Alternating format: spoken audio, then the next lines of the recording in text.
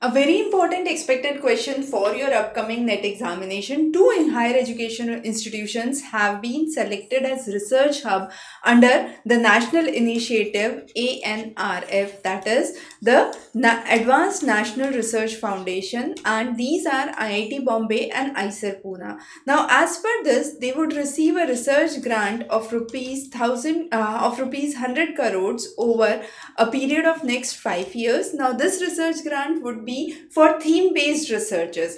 The principal investigators in the respective research field would get a grant of around rupees 1 to 5 crores, and that would be again a period for 3 years to cover. And under this research grant, they would be hiring scholars and doing the research on specific basic sciences and developments. So this two institutes have been really the ones who have been selected, but besides this, there are overall 31 institutions across India which have been identified as T-hubs. Now, these are identified to foster multidisciplinary researches in the various fields, and this would basically be the fields related to physics, engineering, computational sciences, data sciences, material sciences, upcoming fields like AI, ML, machine learning.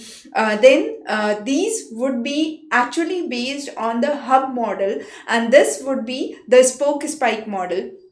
Now, the idea is to collaborate between the central hub, and there would be various regional level projects, individual scholars who would be aligned to it, and the expertise on each of the subjects. Now, if we go on to the research which has been cited by an Australian Strategic Policy Institute, it says a remarkable rise in the number of publications from India. In 2012, it was somewhere around 78,000, but as of 2024, we have nearly 2 lakh publications across the globe. So that definitely indicates a higher number of research initiatives from India. So this is a very important topic. We'll also be covering ANRF and SERB in a separate video, and the 8 broad developments under SERB, very important for your upcoming NET examination. Stay tuned for more updates from our side. Thanks for joining in.